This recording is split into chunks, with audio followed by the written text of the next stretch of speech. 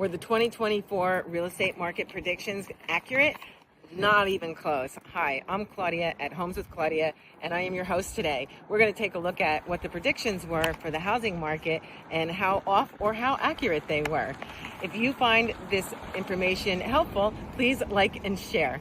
It really helps the channel out. So we're going to talk about the 800-pound gorilla in the room, interest rates. What they predicted at the beginning of 2024 is that there were going to be 6 interest rate cuts.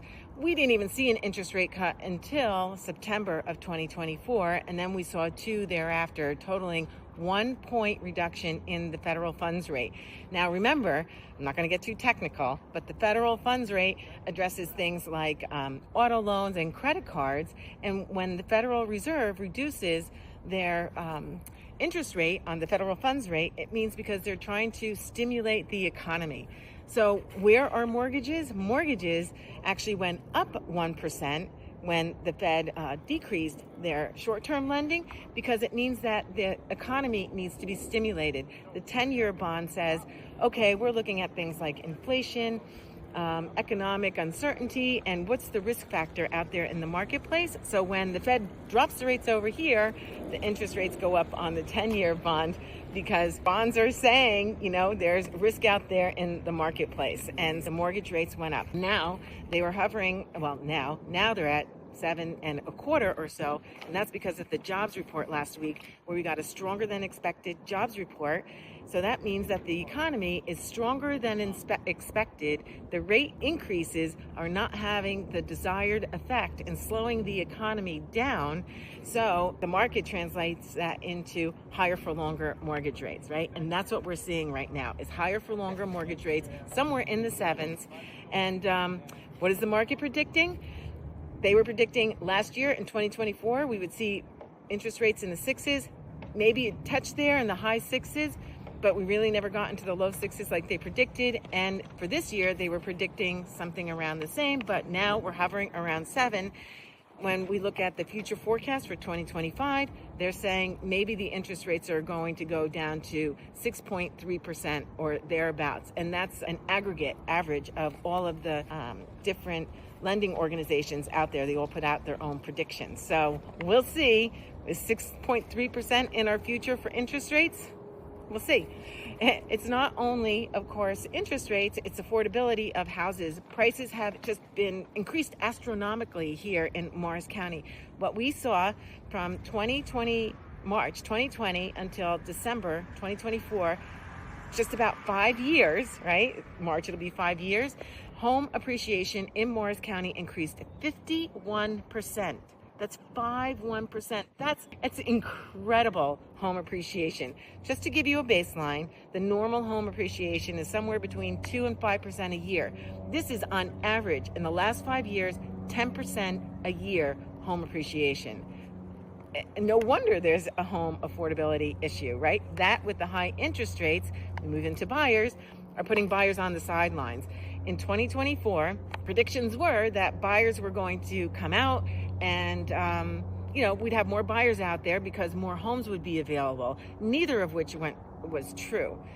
There weren't more homes available. We'll talk about that in a minute, but the buyers actually retreated. We had the fewest mortgage applications in 29 years, the lowest application volume since 1995. Those buyers are sitting on the sideline waiting for the market to change, interest rates to come down, and or home appreciation or home values to also come down. Do I see any of that happening anytime soon? Well, maybe, because we all know that real estate doesn't operate in a vacuum, right? It's not just the price of the home and the interest rate. You have to have buyers. Buyers have to have jobs. If there's layoffs, continued layoffs, unemployment, and people are unemployment for longer, then you're going to see people, potential buyers, pull back. And you know what happens then? We have a recession. Banks hold on to lending, right? They're not willing to give out money so easily. So we'll see what happens. Right now, I think the forecast is that we will see, some sort of recession in the up and coming year. But there's still a lot of money out there, so we'll see how that impacts housing. Let's move on to months of inventory. What they expected last year they, the experts, is that we would see more inventory come onto the marketplace in 2024. Nope, we didn't see that either. When we ended 2024, we had one month of inventory out there.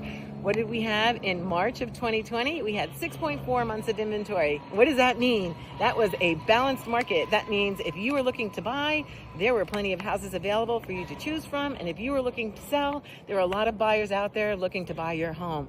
We don't even have anything close to that. Again, 1 month of inventory. So if there was no other homes that came on the market today, in December, all inventory would be exhausted in just 1 month. That's a drop of 84% in inventory. That's huge. With sales, homes for sale, in March of 2020, we had 3,387 homes for sale. In December 2024, we had 406 homes for sale. A decrease of 88% in homes available for sale in December of 2024. It's just incredible.